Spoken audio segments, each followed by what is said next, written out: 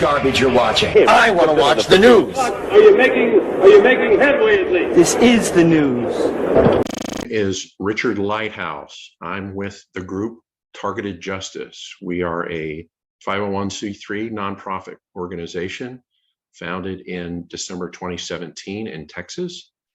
And we have an important announcement to make, and we've got some folks that would like to say a few things.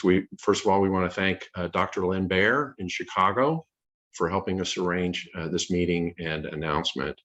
Also joining me today will be Anna Toledo. She is on the board of directors of Targeted Justice, and she is also an attorney that is representing Targeted Justice and a number of plaintiffs in this important lawsuit. Let me give you a little background on Targeted Justice. We are the world's largest support organization for targeted individuals in Havana syndrome. We currently have more than 3,500 members worldwide. We have a newsletter that is available at targetedjustice.substack.com. I encourage you to sign up for that newsletter. And we have spent many years researching the history, the weaponry, the technology, and the legal issues around the targeting program that is funded by the CIA.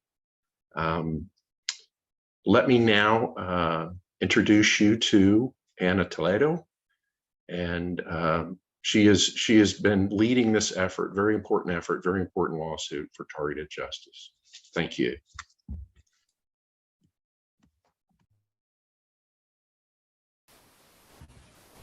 Okay. Good morning. Good morning to everybody. I wanted to answer some of the questions that people have been having regarding this such important lawsuit that so many people have waited for so long. So I'm going to address some of the questions that were channeled to me. And the first being, why did we file it in Texas? Well, Targeted Justice is a Texas corporation, and many of its members are here, and it's volunteers. Targeted Justice works primarily with the aid of volunteers, and 10, maybe 11 of the plaintiffs live here. So that's in judicial terms, it's called venue. Venue is proper where most of the acts occur, and that's where the volunteers and the plaintiffs that have sustained damages and that are listed in the terrorist screening database as non-investigative subjects are.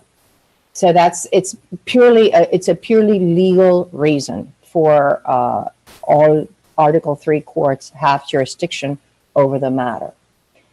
Regarding how this lawsuit is different from prior ones, well, there's two prongs to that. First is the lawsuits that have challenged the watch list per se. Many talk about the watch list, and it wasn't until I delved into this that I realized that there are various components to that watch list. And if you take the time to read the 99 pages of the complaint, which are not that complicated, you will decipher what this is about. But in general terms, what the FBI people that have appeared in prior cases have said is this: it contains three main components: the known terrorist, the suspected terrorist, and then there's a category of people that are none of the prior ones. This instrument was created supposedly to combat terrorism, and we have declarations under penalty of perjury from people that have been represented the agencies in those cases that say that this instrument hasn't really deterred any terrorism or accomplished much in that sense. But the important thing and what concerns targeted individuals is that the non-investigative subject category of it has never been challenged in court. And that's what we're challenging, because that's where they get the list to do the experimentation, illegal, non-consensual experimentation on human beings, which is all of the TIs. That's why this lawsuit is so important for all TIs, because in the prior cases, the Court of Appeals have held that Congress has provided a method of redress for the people that are in the list is the watch list component of the list said by, told by FBI agents is the known and suspected terrorists. But for non-investigative subjects, they're not supposed to know that they're on that list of non-investigative subjects that comprises 97% of the database. It's important that you note, I have to say probably 90%, I haven't counted them, but most of the statements of fact that are set forth in the complaint come from statements under penalty of perjury by FBI agents in other litigation. I didn't make any of it up. In fact, in many occasions, I cited exactly the deposition statement or the statement in a document. So I didn't make any of the stuff up that's there. So courts have not had the opportunity to review what it is to be put in a list where you are, put in a list for some nefarious reason. You are not given notice of it. You're not given an opportunity to challenge it, and you're not given an opportunity to get out of it. And that's one difference from the prior cases, because in the prior cases, it said Congress has provided redress proceedings for the people that are known or suspected terrorists. Why did they know they were in the list? Because they tried to travel and they couldn't travel. As we all know, NIS, we can travel around, or we can get, a license for a gun or whatever. And we don't get that much trouble because we're not terrorists. We're not associated with terrorism, but we're just put in that list. So that's one aspect. The other aspect is that the individual TI cases, I haven't reviewed all of them, but it is my opinion that probably most of them were dismissed because of that almost impenetrable wall of plausible deniability, which in this case cannot hold itself because we have a lot of targeted, hundreds of targeted justice members saying the same thing the plaintiffs are saying.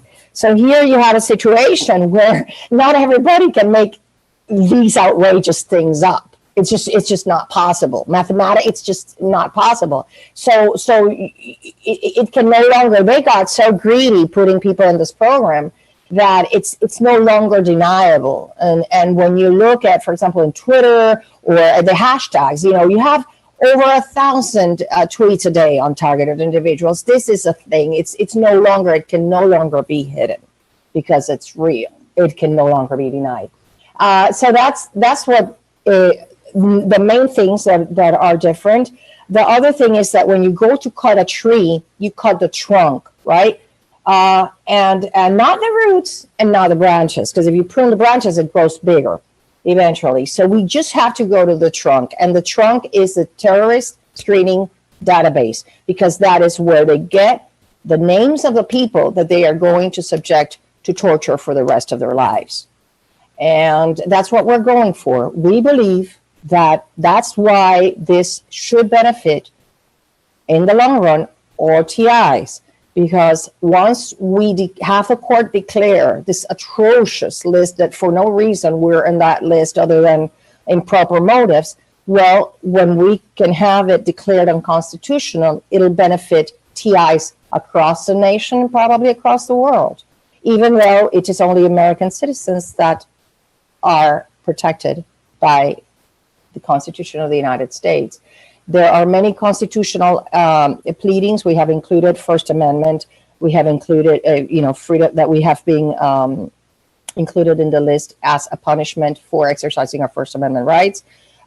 We include the Fourth Amendment, which is a legal seizure, search and seizure. We included in the complaint allegations about how all of our electronic communications are illegally surveyed.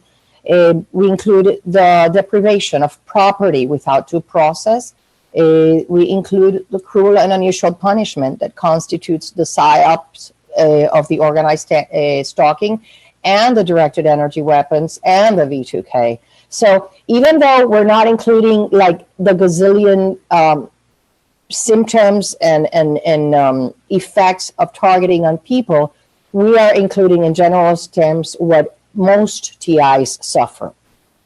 So that's how it's different, because it's not a complaint. Yes, we have 17 plaintiffs, and that's and that has a legal reason and strategic reason. Well, I'm not going to talk about it, but the important thing is that it's the redress we seek is to benefit everyone in the community, even those that are not targeted justice members. Although what we seek to obtain is also the nomination forms. Since we were improperly placed in that list, we're alleging we have a right to see the nomination forms for all of targeted justice members and the plaintiffs. How we got into this place where we are. Okay, so what are we asking for? Well, we're asking for the list to be declared unconstitutional. It's an unconstitutional use of power. Billions of dollars of American taxpayer money are being used to torture your fellow Americans, and that's illegal. We are also going to establish how the moment the person was placed on the list was when their targeting and the symptoms began. And that is key. That is key because that's why we, are asking for access to see that list. We're asking for that list not only to be declared unconstitutional, but to be withdrawn, recalled from the over 18,000 agencies, it's state, federal, tribal governments, corporations, and individuals that have this list. So we're asking for it to be recalled from all of those places. And of course, we're asking for damages for these plaintiffs that are, in a sense, going to establish the damages that each one sustains as a TI, because if they didn't ask for damages, well, they would renounce them, right? It is very important that people know that some of the plaintiffs have received derogatory comments, or they have been berated because, oh yeah, you're in the complaint. Well, you should know that these are front-line soldiers, that the directed energy attacks on them have been intensified in duration and strength, and they are having a terrible time. And the reason we chose these plaintiffs, not only because they are committed to targeted justice cause, not only because they're TIs, but also because they knew that they were going to undergo severe attacks, and they are committed to fighting for all TIs, and they are undergoing severe attacks for the benefit of everybody. So you should have, bear that in mind and try to not judge about it. Then some people have asked, how are you certain that this case won't be dismissed? Well, I cannot assure anybody that, because that is for the court to determine if we prove our case, right? And we bring the evidence. But what I can assure you is that complaint has over 500 hours of work, but it's not just writing, but it's reading the prior cases, reading the evidence on prior cases and prior statements. So it's based on what attorneys call uncontroverted facts that the defendants cannot defeat because they come from the defendants, from evidence that they have provided before. So they cannot contradict themselves. They're not supposed to contradict themselves. Regarding whether other people can join or not, well, all I'm saying is this.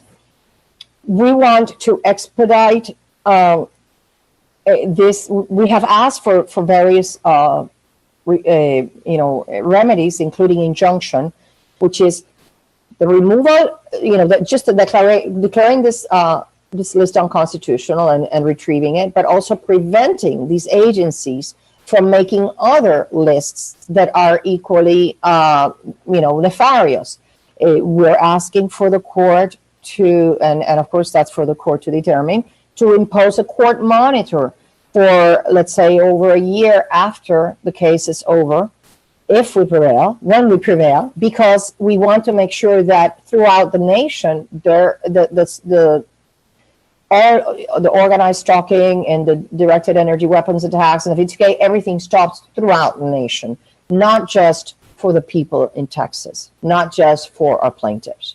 And that's one of the things we're asking for. It's basically a national injunction asking for this to stop at a national level, protecting the rights, the constitutional rights of American citizens and legal residents. No one should be subjected to torture anywhere in the world, let alone in the United States, with American taxpayer money. And at this stage, that's why I think that when we prevail, it'll open the door for many TIs throughout the United States, because this will set the basis for them to seek their redress or their damages. But, complicating things up now, I think would only, it's a very expensive process. Anybody that litigates in federal court knows how extremely expensive it is. So, it's up to the people to decide. I do ask for unity in the TI community, because all we ask for is just living in peace, being able to live and sleep and lead a normal life without the inconveniences and the torture and the psyops. And if all TIs unite supporting targeted justice, regarding of whether or not you're a member, it's just, this is a cause that is going to benefit everybody. So if you want to be rid of your targeting, the least you could do is not criticize if you don't have a reason to do so. Study, read the complaint, and be certain that if you make a statement, it's based on true facts, not false accusations of any kind. The best way to follow the case is certainly either in the Targeted Justice webpage, just targetedjustice.com, or in the Targeted Justice Substack newsletter. We're writing frequently there about the updates to the case, and I think that's the best way. If you have any questions, you can send us a question to the Targeted Justice email, which is tjustice2, tjustice2@proton.me, and then we can probably address it.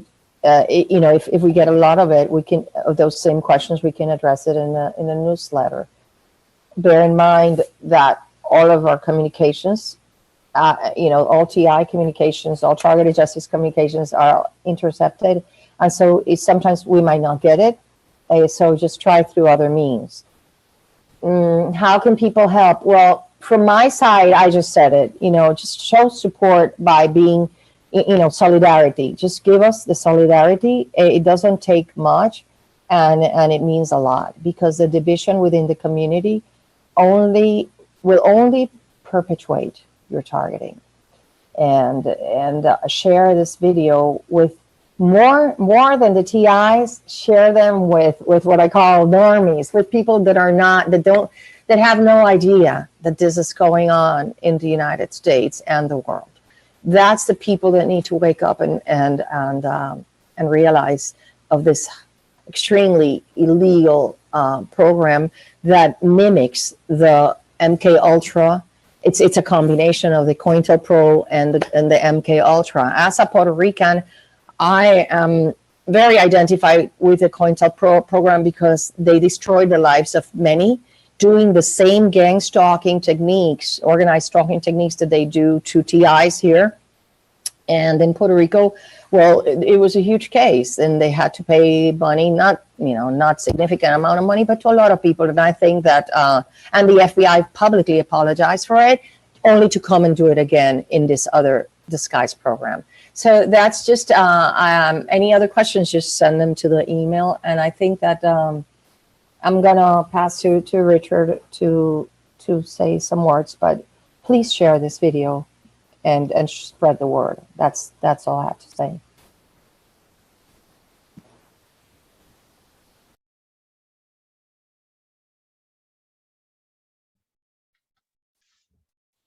This is Richard Lighthouse again. I just wanted to thank Anna Toledo and Dr. Len Baer for helping us arrange this brief conference. And if you've got questions, please forward them to tjustice2@proton.me, and our volunteers will try to get you as quickly as possible. Please understand we are very backlogged on our emails, and our volunteers are working vigorously to try to get your questions answered, so please be patient. If you'd like to support Targeted Justice, please consider a donation. You can go to patreon.com/Targeted Justice. We also have a link on the Cornerstone application and website, which is available on our homepage and the donation tab. So please consider a donation. Thank you again to Ann and Len, and we look forward to speaking with you and get you an update as soon as possible. Thank you.